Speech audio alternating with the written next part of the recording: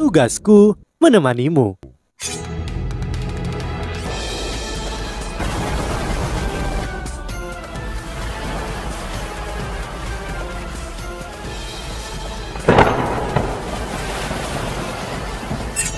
Hai sahabat Pasuk, kembali lagi bersama alur cerita versi novel Solen 2 Sekte Tang yang tak tertandingi. Jangan lupa like, subscribe, dan nyalakan tanda lonceng. Mari kita lanjutkan. Pergilah, tinggalkan Doling kepada kami. Kamu benar, tapi Susansi menghela nafas dalam dan semua yang bisa dia katakan sudah terlambat. Kekaisaran Ryu terlalu licik. Mereka tidak hanya menargetkan kekaisaran Doling, mereka langsung menjalankan misi pembunuhan terhadap istana kekaisaran Doling. Masuk instruksi tangguh mereka sepenuhnya bisa melepaskan kemampuan serangan menakutkan. Dalam pertemuan seperti itu, jika Starlo mengalami situasi yang sama, mereka mungkin tidak akan melakukan yang lebih baik daripada kekaisaran Doling. Pada akhirnya, mereka kehilangan pengintaian dan intelijen. Wo Yuhao meraih tangan Tang Wutong saat mereka melonjak ke langit dan terbang ke arah perginya dua legiun jiwa itu. Deteksi spiritual Wo Yuhao tidak bisa mencakup seluruh negara, tetapi mengejar dua legiun masihlah mungkin. Di dalam kota Doling, ada tangisan menyakitkan di mana-mana di dalam kota, dan seluruh kota berada dalam kekacauan. Pasukan pertahanan kota tidak kecil, tetapi mereka hanya bisa secara kosong berusaha menjaga ketertiban. Istana kekaisaran telah dihancurkan dan itu praktis membasmi andalan warga kekaisaran Doling. Susansi membawa Jiang Nanan, Ye Guyinan, Qiu Qiu, dan Cicuochen ketika mereka tiba di depan tembok kota Doling. Mereka memperhatikan asap dan debu ketika ekspresi mereka menjadi semakin suram. Susansi tidak hanya memiliki darah dari kekaisaran Tianhun, tetapi setengah dari darahnya berasal dari kekaisaran Doling. Tepatnya ibunya juga merupakan putri kekaisaran Doling, saudara perempuan termuda kaisar sebelumnya yang merupakan bibi kaisar saat ini. Susansi mengikuti ibunya ke kekaisaran Doling ketika dia masih muda dan dia pernah melihat sepupunya, yaitu kaisar saat ini. Meskipun mereka jarang saling menghubungi setelah itu, keluarga kekaisaran Doling sangat tidak setuju ketika ibunya menikahi ayahnya. Ibunya adalah putri favorit kaisar sebelumnya, tetapi sang putri yang sombong akhirnya memilih pangerannya sendiri yang menawan, dan ia kawin lari dengan ayah Susansi. Ketika dia kembali dengan Susansi. Oleh karena itu, keluarga kekaisaran Doling mengucilkan keluarga Susansi. Hal ini dianggap sebagai rahasia terdalamnya. Bahkan Jiang Nanan tidak tahu tentang ini. Hati Susansi dipenuhi dengan banyak emosi saat dia melihat kota Doling terperosok dalam debu dan asap. Ini adalah rumah dari ibunya. Tidak peduli apa, beberapa darah keluarga kekaisaran Doling masih mengalir melalui nadinya. Buka gerbang. Susansi menatap benteng. Gerbang ditutup pada saat ini dan tentara berpatroli di benteng dengan hormat dan kesal. Siapa di sana? Busur dan peralatan jiwa di benteng segera mengarah ke bawah. Semua orang di kota itu masih gemetar, takut, dan setegang mungkin. Dalam keadaan seperti ini, sosok mencurigakan yang muncul dapat diserang kapan saja. Kami berasal dari Akademi Shrek. Kami di sini untuk membantu kalian. Susansi berbicara saat dia menurunkan suaranya. Akademi Shrek, bagaimana kamu bisa membuktikannya? Jenderal di tembok kota hampir tidak bisa membuatnya tenang. Susansi mengangkat tangannya dan menunjukkan token identitasnya sebagai seorang siswa dari halaman dalam Akademi Shrek. Ia melemparkannya ke tembok kota. Susansi khawatir dan tidak sabar, tetapi tidak ada yang bisa dilakukan pada saat seperti ini dan membuang tokennya dengan paksa. Token mencapai bagian atas tembok kota di mana ia dengan cepat diverifikasi sebelum gerbang kota akhirnya dibuka. Seorang jenderal yang sedikit lebih tua dari 30 tahun keluar. Meskipun Susansi dan yang lainnya tampak muda, dia tidak berani untuk tidak menghormati mereka sama sekali. Karena siapapun yang berasal dari Akademi Shrek tidak dapat dinilai berdasarkan usia. Para siswa halaman dalam yang baru berusia lebih dari 20 tahun sudah memiliki kehebatan yang sangat luar biasa. Bagaimana situasi di dalam kota? Susansi bertanya kepada jenderal itu. Aku tidak terlalu yakin. Serangan musuh datang tanpa peringatan. Mereka muncul tiba-tiba dan langsung menyerang istana kekaisaran sebelum menyerang semua posisi penting kami. Kami telah mengalami kerugian besar. Istana kekaisaran telah...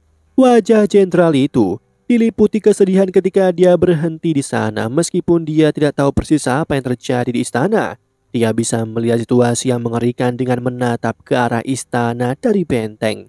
Jenderal telah berjaga di benteng ketika istana telah dibombardir oleh peluru meriam jiwa stasioner kelas 9, dan dia merasa seperti akhir dunia telah datang. Seluruh istana menjadi bola cahaya oranye merah besar dan serangan mengerikan datang sesudahnya. Insinyur jiwa yang berjuang kembali ke dalam kota dibantai oleh musuh yang menakutkan sebelum mereka mulai mengejar tentara pertahanan. Meskipun pasukannya tidak kecil, mereka menderita kerugian besar karena mereka tidak terorganisir dan tidak mampu membalas. Beberapa bangunan besar hancur total. Ekspresi Susansi sangat gelap, tapi dia bisa tetap tenang. Meskipun kita tidak bisa memastikan apakah keluarga kekaisaran memiliki orang yang selamat, aku harap Anda dapat bekerja sama denganku sekarang untuk memulihkan ketertiban di dalam kota Doling. Sahabat kami telah mengusir musuh dan kedua legiun jiwa telah mundur. Tidak ada yang akan menyerang kalian untuk saat ini, karena itu kalian tidak perlu lagi menjaga gerbang kota. Bawa anak buahmu dan ikuti aku ke kota. Hah? Aku tidak bisa melakukan itu. Jenderal itu langsung menolak. Saat matanya juga menjadi curiga ketika dia menatap Susansi. Susansi ingin dia meninggalkan gerbang kotanya, tetapi bagaimana dia bisa melakukan itu? Susansi tidak menjelaskan. Sebagai gantinya dia menarik kalung dari lehernya. Kalung itu berwarna perak dan sangat tipis, tetapi liontinnya yang tergantung di bawahnya sangat aneh. Itu adalah tanda emas yang samar dengan 6 permata yang tertanam di permukaannya. Setiap permata memiliki bentuk dan ukuran yang berbeda. Setiap permata itu bersama-sama membentuk kata-kata Doling dan juga memancarkan gelombang kekuatan jiwa yang lemah. Jenderal itu heran ketika dia melihat liontin itu. Dia memalingkan matanya kembali ke Susansi sebelum dia berlutut. Salam, pangeran. Pangeran. Jiang Nanan dan Qiu Qiu, Ye Gui dan Cicuo Chen semuanya terkejut ketika mereka mendengar kata itu. Sejak kapan Susansi menjadi pangeran dari kekaisaran Doling? Tentu saja mereka tidak tahu bahwa kaisar sebelumnya telah memberikan liontin ini kepada ibunya. Bagaimanapun, dia adalah putri kesayangannya.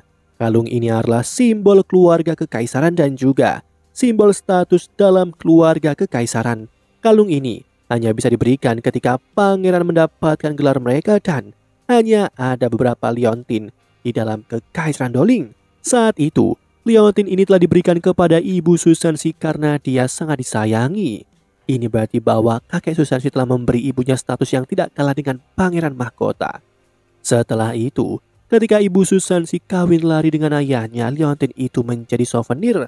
Kaisar yang marah bahkan ingin mengambilnya kembali, tetapi ibu Susansi telah menyembunyikannya dengan sangat baik. Dia tidak ingin menyerahkannya apapun yang terjadi. Dan dia mengklaim bahwa ingin menyimpannya sebagai souvenir. Pada akhirnya, itu menjadi bagian dari properti Susansi setelah dia dewasa. Bahkan Susansi sendiri tidak pernah membayangkan bahwa dia akan menggunakan liontin ini suatu hari. Tetapi pada saat seperti ini, dia harus mengambil tanggung jawab. Darah dari keluarga bangsawan kekaisaran Doling mengalir di tubuhnya.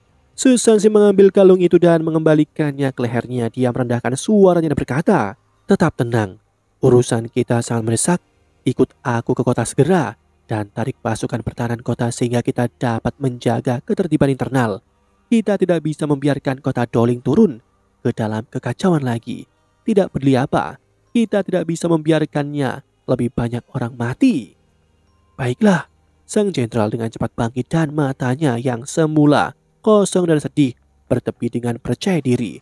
Meskipun dia tidak tahu siapa pangeran ini dan dia belum pernah melihatnya sebelumnya, setidaknya seseorang dari keluarga kekaisaran Doling masih ada, dan ini berarti bahwa masih akan ada harapan.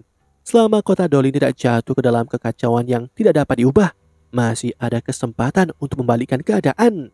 Jenderal segera memberi perintah dan menarik 1.500 tentara dari 2.000 yang bertanggung jawab untuk menjaga tembok kota, dan dia memimpin mereka secara pribadi ketika mereka mengikuti Susansi dan yang lainnya ke kota. Kota Doling benar-benar perlu distabilkan pada saat seperti ini, dan Susansi harus mengungkapkan identitasnya dan memasuki kota untuk memulihkan ketertiban. Di sisi lain, Huo Yuhao dan Tang Wutong menyusul kedua legiun. Mereka bisa melihat formasi yang ketat dan rapi di kejauhan.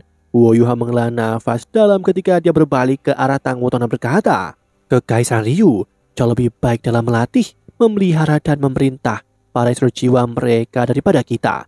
Lihatlah formasi mereka dan alat jiwa mereka yang terkait. Mereka jauh lebih maju dari kita. Mereka hidup sesuai dengan nama mereka sebagai legiun instruktur jiwa berperingkat binatang." Tang Wutong berkata, "Lalu apa yang kita lakukan? Aku pikir itu tidak mungkin bahwa kita dapat menjaga mereka di sini dalam keadaan mereka saat ini. Kita tidak mungkin mengalahkan mereka. Alat jiwa yang terhubung benar-benar terlalu menjengkelkan. Jika legiun instruktur jiwa ini tidak memiliki alat jiwa yang terhubung, Huo Yuhao dan Tang Wutong dapat menyergap dan melenyapkan semua instruktur jiwa ini dengan mengandalkan domain misteri dan intervensi spiritual yang misterius.